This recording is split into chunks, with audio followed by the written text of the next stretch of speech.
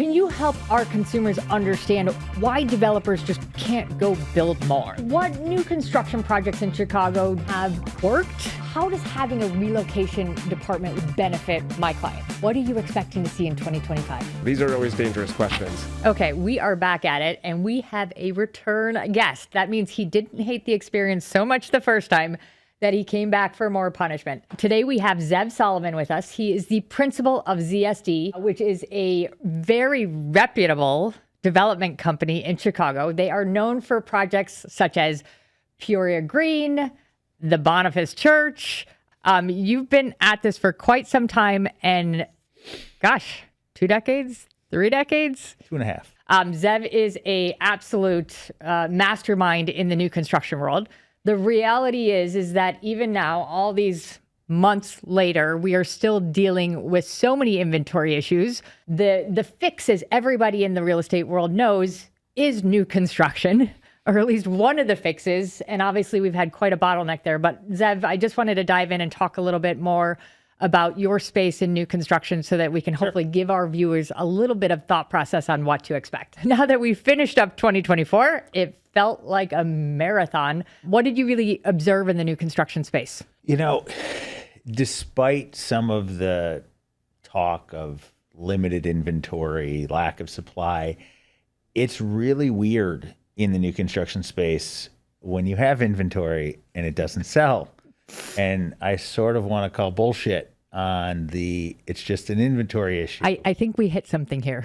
Or no one's going to buy it until it's under construction. So like a lot of the things that I've been sort of programmed to think and work through, they haven't necessarily come together in the last couple of years. It's not like things are catastrophically bad, but they're catastrophically inconsistent. And the inconsistency is really hard to deal with and really hard to plan for. Sure. Well, and it's funny because this past year on my side of things, right, I saw that there was a bigger kind of split between what felt really dry in inventory and what felt more moderately okay. Now, one of the sectors that I thought was really, really difficult to work in was going to be our kind of our entry-level condos. Now, that's so far removed from what you do that I had properties that I was listing with 24 offers on them.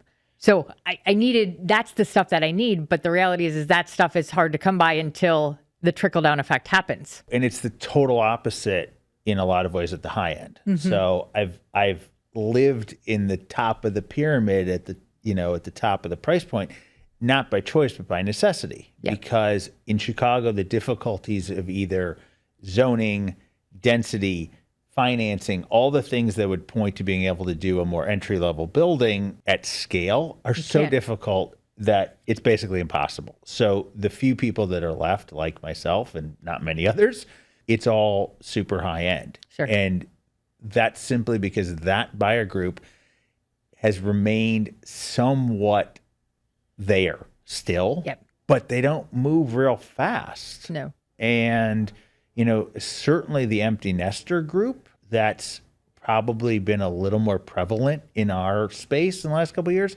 They have no urgency. Yep. If they want to do it, great.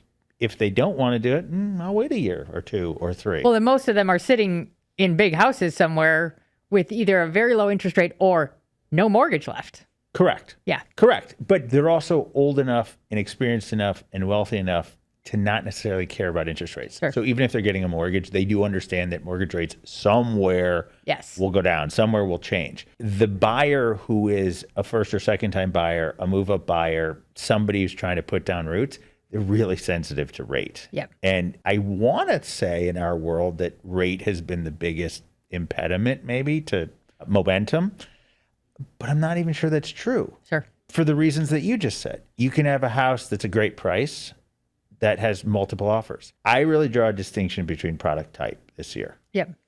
The house seems to be like the golden thing. And if it's not a house, then it's not worth buying. I think there's a lot of truth in that in the price points that your condo developments happen in. Yes. Some of our condos go head to head with houses. On the other hand, if we're in a neighborhood where we would be competing against a house, we're probably still less expensive Sure. than a house. If you take the West Loop, there's no single family zoning in the West Loop. There's no product. So you're not going head to head, but you're not exactly robust there in terms of velocity either. I mean, yes, we finished Madison and Carpenter. When we finished the construction, the last unit closed, we were done. That's where I need to be. That's where I want to be. If you look at one of our competitor projects, which is a little bit bigger, the NIMBY, they did an incredible job on pre-sales. They sold, I think, 2 or 3 times as many units as I had total, ramping up to their first closing. I'm not even sure they're done today. I don't believe they are. And what does that say? You could sell 40 or 45 of 60 units before you close the first one, and then you close out 45 units at astronomically high prices, but suddenly you can't close out the other 15. Like, that's where the inconsistency and the lack of like reliable momentum gets really hard. Sure. No, I think you hit on it lightly, and we'll kind of dive a little bit more. But I think from a developer's perspective that's looking to say, hey, where am I going next? What am I doing next? You're supposed to make money at the end of this. This is your livelihood. I'm not giving up making money at this point, at least right now. Like, we're still in this post-pandemic, post-inflationary environment. So costs went up like crazy. Yep. They kind of leveled off, but they're just creeping like they used to, ever so slightly higher. So if something costs $1 today, it's probably going to cost $1.02 or $1.03 next year. Likewise, if I'm selling something for $1 today, I likely can sell it for $1.02 or $1.03 next year. It's gotten back to kind of incremental, but it's leveled off at such a high point. Sure. And prices on the commodity, the house, has gotten so high that like it's unclear how much higher they can continue to go and be sustained. Now I'm going to go to a point where, once again, we're probably going to start to offend people because we're going to bring some politics into this. What do you think this new administration will mean for new construction, specifically in Chicago? I looked at the situation, at the election in general, as a turning point, regardless of who was to win. Yeah. So historically, the way I was always trained is that election years are not great years for residential sales. Yes. Now, I've heard from you and a few other people that you've had very robust years in 2024. Mm-hmm. So it's not exactly uniform, but felt to me so much in the run-up to the election that things were so uncertain and unstable. And although the election itself went the way it did, which may be contrary to what a lot of people in Chicago thought or wanted, sure, at least it's over. Yep. And so my hope is that this spring market that we're in now is going to be a little bit more normal in terms of buyer behavior. No affiliation with the side, but it is our new reality. I think you're very right in the sense that election years, and I've been at it, this was my 6th that we've completed, are years that create pause in our consumers, right? So yes, we had a good year, but the 3 months leading up to the election, everyone was so nervous about the results. That is behind us. We tend to see, I think it's in the last 10 out of 11 election years, the post-market, new spring market has been very strong, right, very robust. It's that peace of mind of saying, yes, and we're there. That's what I'm banking on. The other thing is where mortgage rates go. So prior to the Fed making their initial rate cut, the 10-year Treasury, which is what mortgage rates tend to really follow much more closely than the Fed's rate, dropped. Mortgage rates dropped, and then they kind of came back up at the end of last year. There was an article about a year ago that talked about whether there might be a divergence in the Fed rate. That's the one that we hear about in the news, and yields on bonds, which is the 10-year Treasury, which is what really moves mortgage rates. And there was a speculation that because of the amount of debt that the U.S. government has, you could actually have a divergence of those two things as opposed to a more historical correlation. So you could have this widespread discussion of, well, rates have fallen, but mortgage rates really haven't. Sure. And one thing my sales team said to me recently was, when I asked them what changed in the last couple of months when we finished selling the Boniface, which refused to finish forever, I said, what changed on those last 2-3 sales from 6 months prior? Because the units were still done. They didn't look any different. Maybe the building next door was getting further along, which may have helped or hindered that process. And the only thing they said to me is, look, 6 months prior to that, we were hearing people talk about, I missed the 3% rate. How can I ever buy a house? And that stopped being discussed. Sure. Meaning maybe there was an acceptance that we're in a 6% interest rate or a 6.5 or a 5 3/4, and that was normal, that was where we are. which would be good for the industry if the industry simply acknowledges and the community at large simply acknowledges this is where we're at. This is my buying power. You're no longer looking in the rearview mirror. People are coming to terms with the fact of where lending is. Yeah. No, and I think that's so right. And I think right, wrong, or indifferent, whoever you supported or didn't support, the reality is Trump is a real estate guy and he loves to borrow money. And those are two things that he's succeeded a lot in the world. And I think that even if you don't like him, hopefully we can find a little bit of confidence in that fact. You've seen real estate values in general go up significantly. And so that's true to his heart. And so I don't want to say I'm optimistic. Maybe I'm just not horribly pessimistic. His ego aligns with wanting the real estate sector to do well. That's the summation, essentially. Great. Awesome. So here's kind of another caveat on it, right? And I appreciate your thoughts on the inventory issue, because the reality is I agree with you. I think it's a different conversation at your level, but we have to still come back to say that it's the people that are buying your level that are selling what they were in. It's the people that are buying that. And there is a trickle down effect that is causing the strangle of the inventory on the lowest sectors. So with that being said, can you help our consumers understand why developers just can't go build more? Like, I think there's this consensus to say, Zev, why don't you just do more projects? No, is the first question. No. So there's still a bit of a disconnect right now between when you talk about the trickle down effect. So let's start at the base, which in my world is land. Yeah. So the price of land from my perspective, has gone down over the last couple of years. Okay. Well, why is that? Well, if the cost of construction has gone up and the cost of borrowing has gone up and the sales prices haven't kept up with those, the only thing you can do is pay less for the land to try and still achieve some amount of margin. So the cost stays more regulated. Correct. You have the delta between, sale and, cost and sales. Well, and the taxes have gone up on it too. Yeah, but the tax piece isn't as big of a piece, I don't think. Although the real estate tax piece is a whole other thing in Chicago that throws a wrench into things that makes things more difficult. So when you talk to the biggest developers in the city, many of them are in other markets. One of the reasons they will tell other markets being outside of Chicago. And one of the reasons they tell you is that big money, big investment money doesn't like Chicago for, among the reasons, the uncertainty on their real estate taxes. So real estate taxes as a broad-based concept has a real effect on what's going on in Chicago and how much stuff is built, whether it's for rent or for sale. It has an impact on what kind of people are putting money into Chicago. But when you ask the question, why don't we just build more? Part of it is it's margin. So for me to want to do something, I have to see a path where I could reasonably make money. Yes. Those opportunities seem very few and far between on one level. And then when you layer in the complexity in the city of Chicago of the zoning process, the entitlements process, the affordable ordinance process, there are so many things that are so difficult. Something that could be an opportunity ceases to be an opportunity because you can't even get to, can I sell it? Because you never get past zoning. Well, and I think that's a really important topic to take a moment on, in the sense that I don't think consumers understand all of the crossroads that you have to navigate and the obstacles from a political and ordinance level, neighborhoods, groups like NIMBY, these types of places where it's not just, hey, I can give you more housing here. It's hey, I see an opportunity and now I'm going to go do a triathlon to try and get through it. And then a year later, you're told no. I have a brand new project now. I'm not going to announce it here, but come on, give us a little something. A brand new project. I'll give you a little. A brand new project here that's new construction townhomes in Lakeview. Okay.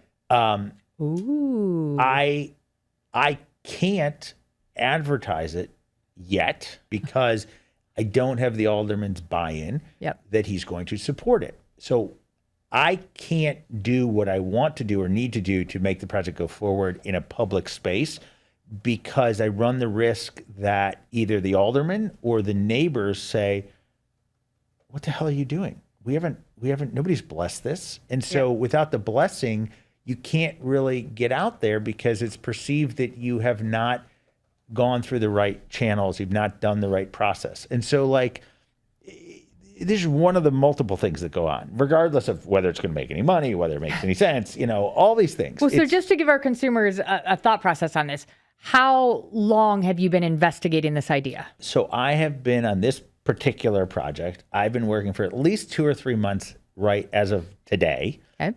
trying to line this up with the various city agencies, whether it's the alderman, whether it's the Department of Housing on affordable, whether it's the alderman. I've already been working at this multiple months and spent in excess of $100,000 just on the pursuit of the project. Sure. Totally at risk money, but that's what we call the cost of doing business. Yep.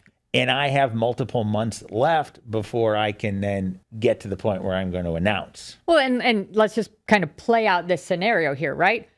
All things go ideally as planned, which we know they don't. When would a project like this actually deliver? 18 months from now. Okay. So, and I think that's, once again, I think consumers look at it and say, oh, Right. build more.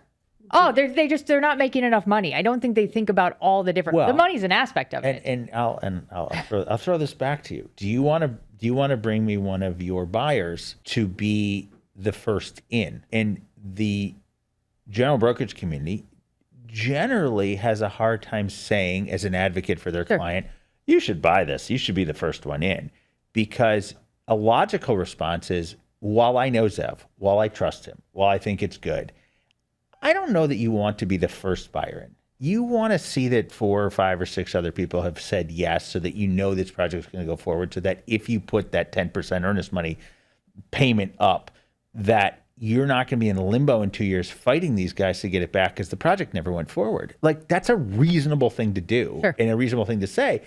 But it makes it even harder because I can't get a loan. I can't get an investor in until I have a bunch of pre-sales. But I'm selling off of a piece of paper. I'm selling a dream. And you can't break ground until you have so many pre-sales either. It's like a vicious cycle through a bottleneck. It's very challenging. Okay, now I know you are a new construction diehard, although you have done some repurposing, as I call your passion projects, which every time you finish one, I think you say, I'm never doing one again. You know, we've talked a lot about repurposing some of the vacant commercial in the city. And is there a market in that? What does that look like from a developer perspective? How viable is this idea? It has viability, but when the office buildings weren't built as residential buildings, which means that you could have a limited amount of perimeter glass with a limited number of perimeter offices, and then you could have interior workstations and in a larger open space, and people accepted that. That was a totally viable space to utilize for work. It doesn't work when you're in a housing situation. So what does that mean? It means that not every building works. If you get a building that's too big, you have your center. The center is dark, and some of these buildings have, light wells in the middle. And I've been known to build new construction, very expensive condos with light wells. So that's not impossible, but some of them are just too big and too vast and too dark to be viable candidates. Yeah. That's one. The second is the city in some locations has said, look, if you're going to convert this building, you're going to have to make 30% of the units affordable. Yeah. Now, the state and the city have some incentives right now related to real estate taxes, which are helpful, but they don't really overcome some of the burden of that.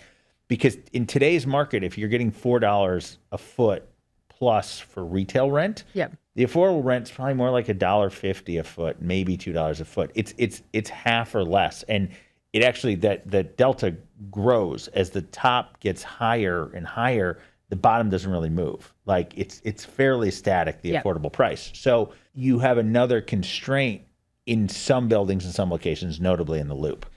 I think it's viable. I think some of this will happen. I think it's a good use, but it's not for sale housing. I don't see that happening. I always think back, kind of explaining. A lot of people have a hard time conceptualizing the building being too big. 165 North Canal, I think, is a perfect example of that. That's a building that was so big that was redeveloped. I'd want to say it was the late 90s, that they literally took the center of the building and they put all of the storage for all of the units, huge storage units in there, because consumers have to understand there's no windows. When I was at Belgravia Group in 2006 or 7, we did a project at Jefferson and Jackson that was a conversion of an old warehouse. And it was so big and deep that there were you got a storage room, like a 10 by 12 room. You can turn it into whatever you want. And the units were still 40, 50, 60 feet deep. Yep. And it was so deep that beyond that, there was excess space that you couldn't use. At some point, and the code has actually changed. It's gotten worse. Now, if you are interior beyond a certain distance, you can only have a 10 by 7 room max. Yeah. Because they won't allow you to have these buried giant rooms. They're simply not allowed anymore. Okay. The last question is that what new construction projects in Chicago do you think more recently have worked and have not really worked well? And then what are there lessons that can be drawn from these? Because I feel like developers right now, to overcome a lot of your obstacles, are trying to get a little creative in what they do. Right now, I have a 7-unit townhome project and a 10-unit condo project in Hyde Park. Yep. They don't have really names. So that's why you don't know the names. Why did we go to Hyde Park? We went to Hyde Park because a couple colleagues of mine had either worked in Hyde Park or done a couple of renovations and flips in Hyde Park. And we had a sense that there was an underserved population in that neighborhood. Between the university and the university hospital, you had a good, solid, employed base of people with very little housing options. Very little new construction. Zero. In Right. fact, one of my investors who has ties to Hyde Park said, nothing has been built there in decades, which is kind of true. So the response to our product has been really strong. Now, what does really strong mean? We have a 7-unit townhome project and a 10-unit condo project. So if I sell those out, wow, I sold 17 units. I mean, we're not talking about robust numbers, but the fact that I can be essentially sold out before delivering is a good indicator that there's need and there's demand. I look more at like, where are there pockets that still are viable? The West Loop, I think, is still viable. So I think the Gold Coast north of Division is different than areas we refer to as the Gold Coast south of Division. For certain. And once you go south of Division and you're really into kind of the Magnificent Mile and you start talking about the Tribune building or One Chicago, you have got statistically a lot of unsold new construction inventory 100%. there. Like years, if you look back. Yep. That's a hard market to sell in. In the area north of Division, that pocket is so special. Very hard to find anything and do anything, but I think that pocket has interesting dynamics and demand. So I'm really focused on where do I see demand drivers, which is a kind of logical thing to look for, but like, where do I see demand? So this secret project in Lakeview that I talked about, one of the things we're going to do there is we're using some of the successful layouts we had in Hyde Park. Okay.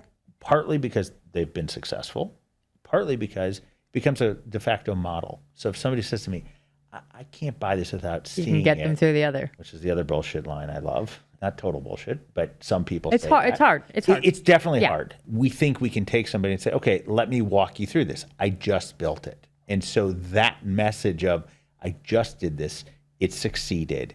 You can see You're it, removing touch it, feel an it. obstacle. Yeah. The problem is the lessons the last couple of years are mostly like when we started the project, costs hadn't gone up and then everything got too expensive and it didn't really work. So it's hard to know like what is the most successful because you look at things and you're like, that's cool. Like, and that should work. And then it doesn't. And it's not so obvious. Like some of the stuff on Michigan Avenue, I would say the center of gravity is, Oak and Rush in that location. So as you go further south, i.e. Tribune, maybe the center of gravity, which felt years ago like it was creeping south down Michigan Avenue, it hasn't been not there yet. That project is amazing. It's really cool. But like that location just hasn't drawn that population of buyers. So it's so hard, which is why the projects are so small. Right. You have to kind of do bite size. Less exposure. Well, which is why don't we have more? Well, because it's so difficult to succeed. And then if you do succeed, you have to find something else. And then someone's like, well, you sold that for $800 a foot. You should sell mine for $1,000 a foot. Well, no, it doesn't really work that way. One of the things I've seen a little bit more recently, and I'm curious of your thought process on it, is this emergence of this 2-tiered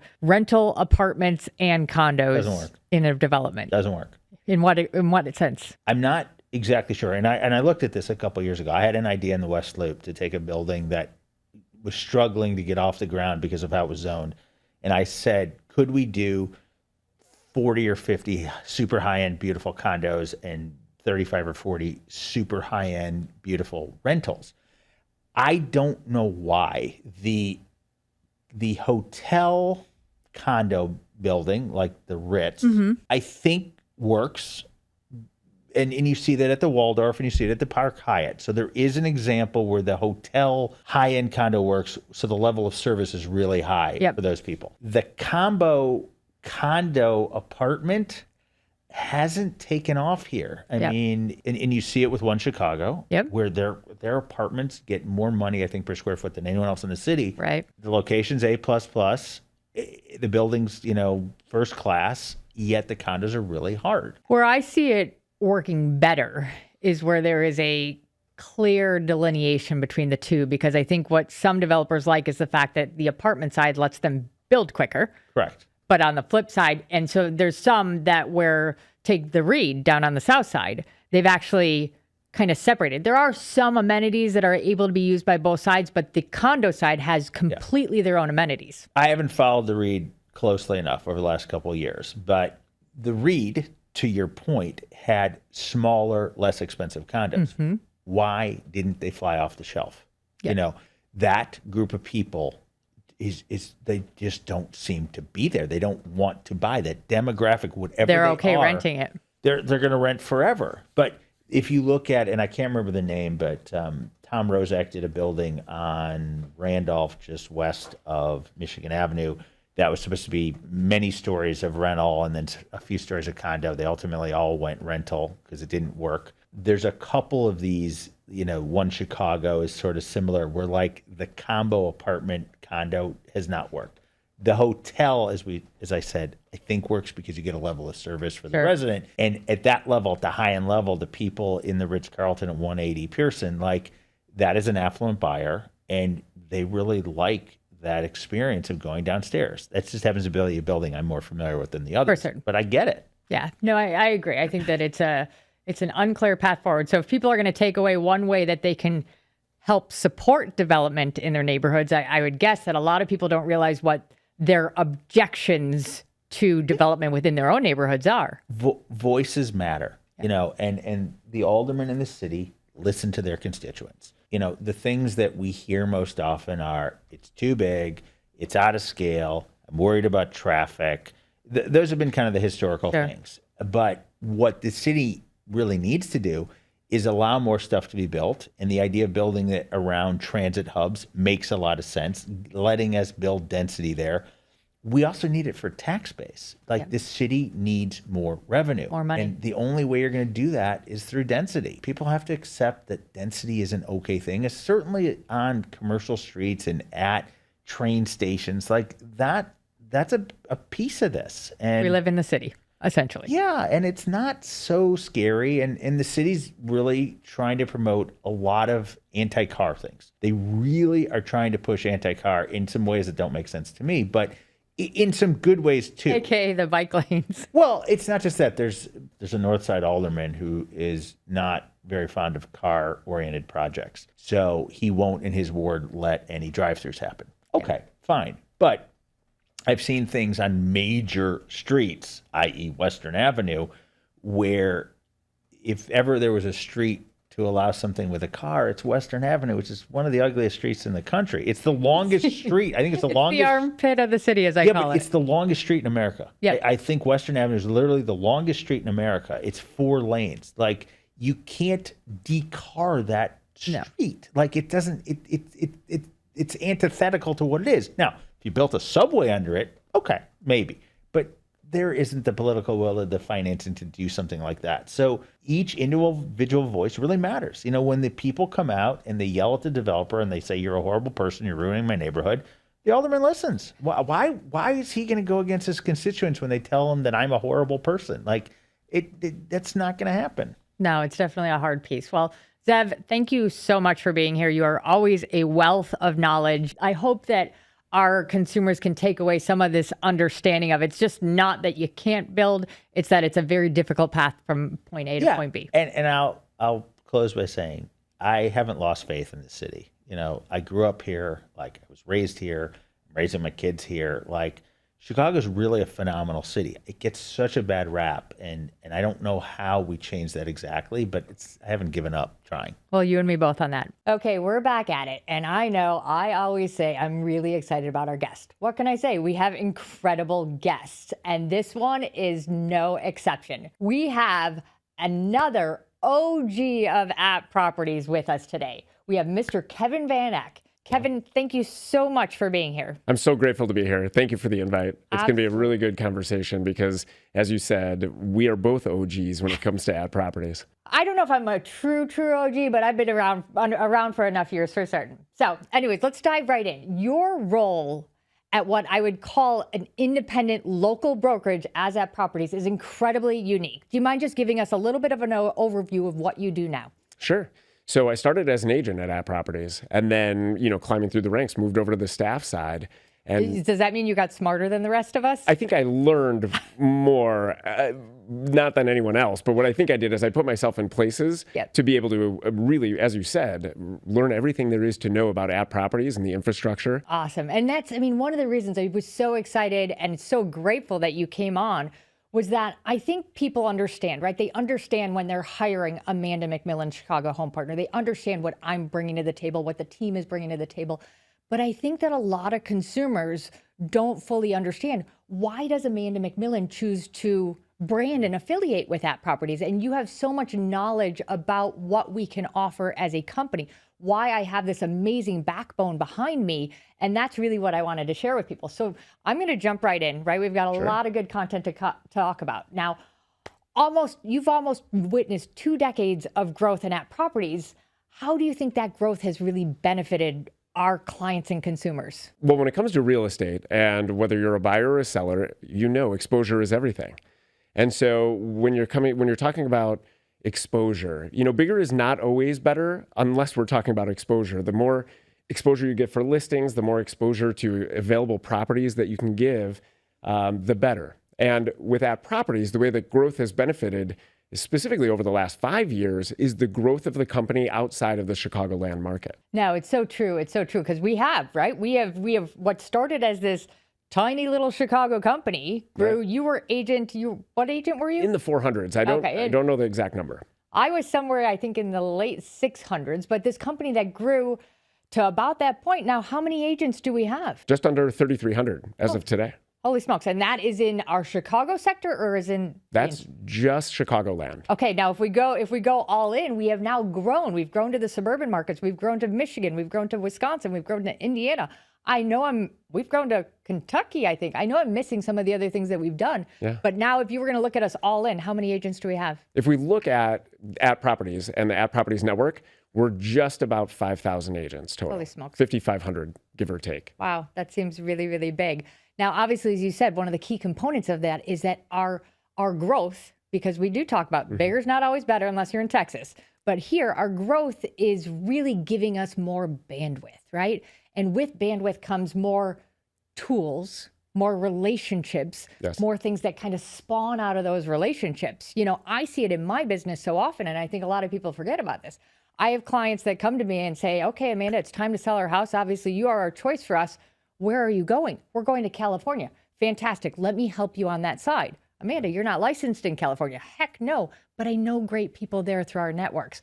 And App Properties has given me that ability to grow that network so much. That's right. And I think, when we're talking about growth and the advantage, it's scale. So it's scale, like you're talking about, when you have clients that are looking to move to California or come back to Chicago from California.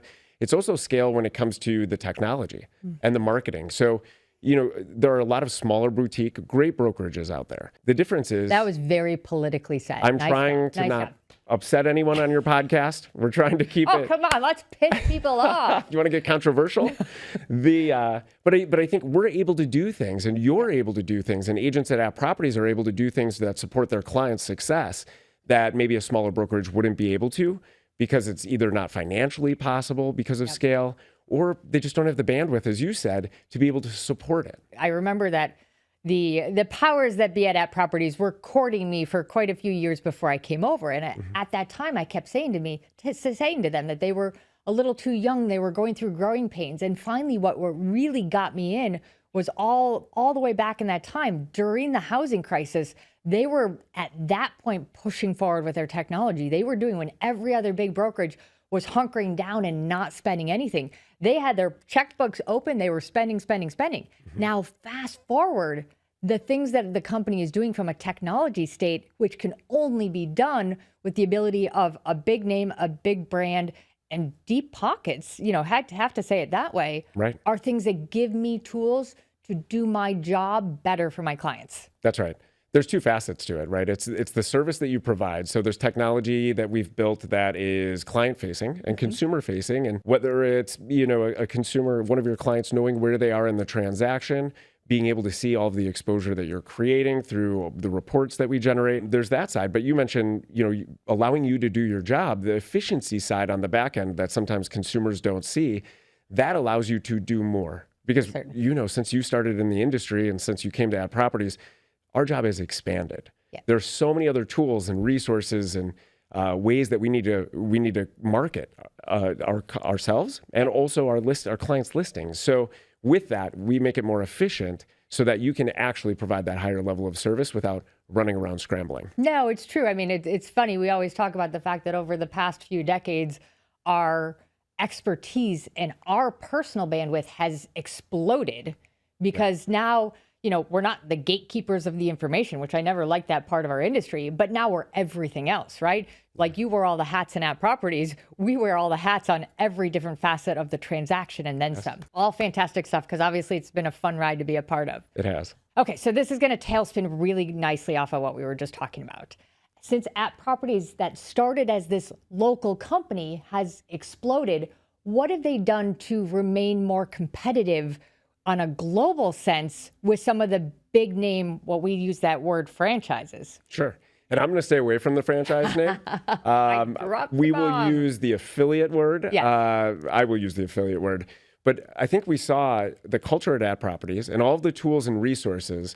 And it was the same decision we made when we went into the North Shore initially. We saw an opportunity to give consumers more.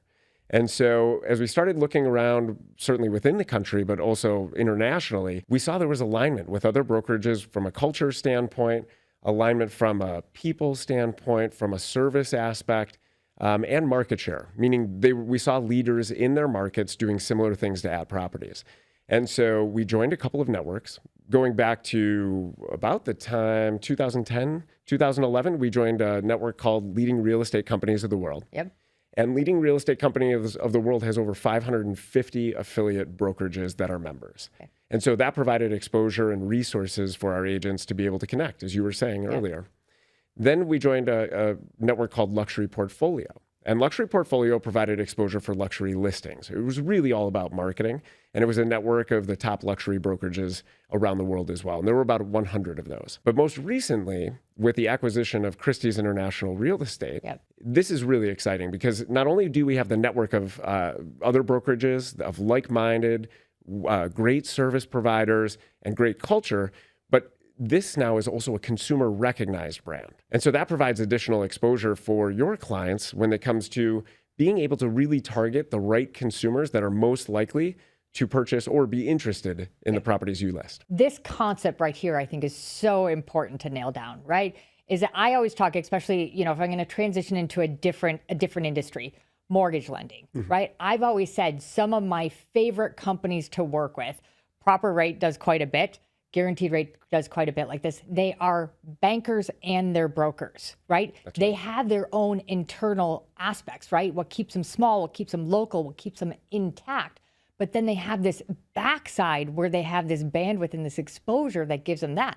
What atproperties does from my perspective and does very well is that we do have a local company, right? Right. If I need help, if I need to call one of the owners of atproperties, sometimes they dismiss my call when they see it, but I know I can pick up the phone and I call them. I know that I have that ability. But then, as you said, we have this outreach so that we're not missing out on a company that maybe is national or international. We have that too.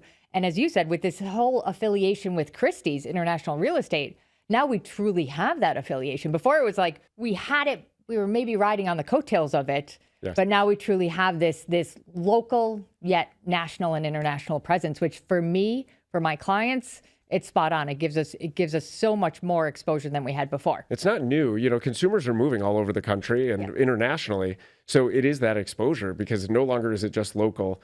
It is providing service and exposure for your clients outside of Chicagoland. No, and here's, perfect example, right? Everyone knows that I practice real estate mostly in Chicago within the city limits. That being said, I have this incredible knowledge of the horse industry because of my competitive lifestyle with it. Yes. I was recently brought in as a consultant on an incredible farm outside of the city in Batavia. But the reality is, as I said to the owners when we sat down, that particular farm is most likely not going to be sold to somebody local. We needed to have the outreach so that we could appeal to people elsewhere so that we weren't just concentrating on that particular market. And having Christie's in my back supporting us gives us that ability to reach out on a bigger network that we couldn't do without them. That's a great example. And we have affiliates in many equestrian markets. Yes. So it's a good opportunity to No, really it's actually create- part of what we're doing is, right, not to get too far out of topic, but we have access to everybody that's searched on our national and international websites searching for equestrian properties that now we can actually market to and deliver paper goods, digital goods, everything else to get in front of these people that we already know are looking for these types of properties and they may not be within our market. Yep, targeted marketing. For certain. On this topic of not being in Chicago, being outside of Chicago, I think there's a really big sector of our company that I think people don't fully understand. We have a relocation department, a very thriving relocation department. Yes. How does having a relocation department within a company, within a brokerage, benefit my clients? It's service, right? So you have your area of expertise. What the relocation department does is they provide service in two ways, but for people that are moving between cities or metropolitan areas or internationally. And the two ways that we talk about relocation, one is corporate relocation, which some people are familiar with. Yep. That's when part of a compensation package or new employment involves actually relocating someone and paying for a portion of, there's certain terms involved. The second would be someone's just moving. Yep. Someone is just moving for family, for friends, for whatever it might be, for a job. And in both of those, what the relocation department does, the relocation department backs you up as an agent to ensure that the same service that you would give them is given to them on the other end of the transaction. And so that's where our network comes in as well. And I can't say enough, you said our relocation department is thriving. It is one of the best relocation departments in the country, certainly. For certain. And it's funny, honestly, one of the worst calls that I can get is when somebody tells me that they moved elsewhere out of state or out of country or out of area, and they tell me what a terrible time they had. Because the call comes in and says, Amanda, I love you even more now than I did before. And I go, what do you mean? Tell me more about it. And they talk to me about this terrible event, how terrible the transaction was. And it breaks a little piece of me inside because the reality is that I could have helped in that. I could have absolutely made sure that they were with people that either I have a relationship with, I know their competency, I know their skill set, and that I could have absolutely stayed involved. I tell every one of my clients, no matter where they go, I may not be an expert in an area, but I'm an amazing sounding board and I've got a lot of great ideas. Some of the agents on the other end don't always like all of my ideas, but my clients know me, they trust me. Why not let me be a part of that process? And between my expertise and atproperties relocation department, we're really able to help our clients venture and have great transactions, great successes when they're outside of our own areas. Yeah, and it's stressful moving, right? When for your clients, one of the most, what is it? The 5 most stressful things you do in your life? It's true, yeah. And so clients want hand-holding, and this is the relocation department and you, and kudos to you because you set the bar extremely high, which is why you get those calls sometimes when they use an agent that maybe you haven't referred. Your clients love working with you, but they have the same expectation on the other side. For certain, 100%. And I think that's, if you don't take anything else away from this conversation right now, hopefully you take a ton. But I think it's really important to note that we have, myself with atproperties, have the ability to help no matter where in the world somebody's going. I mean, and then I think that's really the takeaway. It's not just, yes, we have great agents in the suburbs, or yes, we have great agents, in Wisconsin and Indiana and Michigan. We have great agents throughout the world. I don't know about Antarctica yet. That's not anything I've ever investigated, but I've looked pretty far and I found some great people. Okay, well, let's kind of get out of the brokerage stuff a little bit. You obviously see so much going on. You digest so much information. I'm kind of asking everybody right now, what are you expecting to see in 2025? These are always dangerous questions because this... And it's being recorded, so I can come back and say, you were wrong. That's right. So No one knows, but I think that's my disclaimer. That's the asterisk on my answer. Crystal ball is foggy, people.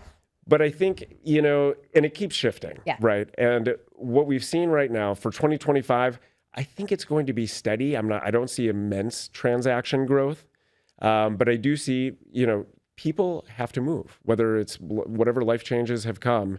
Anyone that's been holding out for lower mortgage rates or for the right property to show up on the market, time is ticking. So eventually people will have to move. So what do I think will happen? I think we'll have a slight increase in transactions. Okay. I think that interest rates will remain largely the same, which I know won't make people very happy. But, watching the Fed right now without getting too nerdy and into the numbers, which I enjoy. I'm a data geek, so you're fine with it. So the Fed, the Fed is really trying, their focus is to prevent inflation. Yep.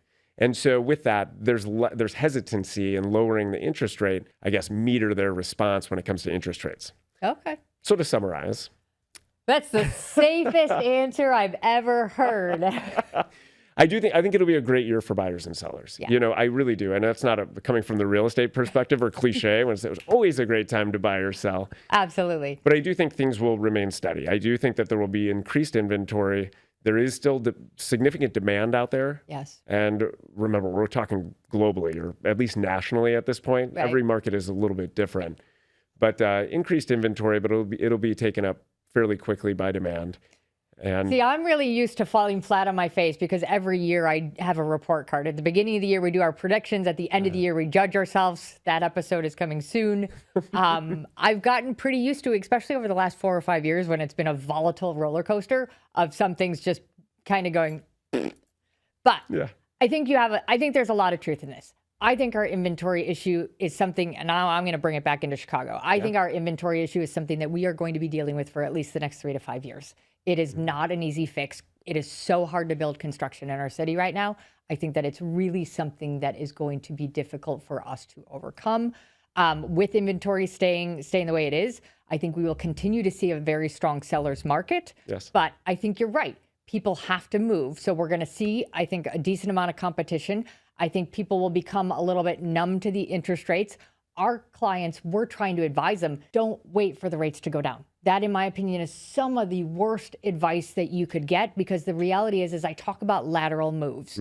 I have clients that say to me, Amanda, if the rates go down, I can buy more house. But the reality is when those rates go down and the price goes up, you're buying the exact same house 12 to 24 months later, only you have less equity. So in my opinion, that's one thing really, really to be careful of. Get in before the rates go down, because there's not an economist out there that's not saying the minute they go down, everybody sitting on the fence post is going to say it's their time to shine. So I think our year is going to start with a bang. I think we had some extra hesitancy with the election. Absolutely. Right? Everyone was scared.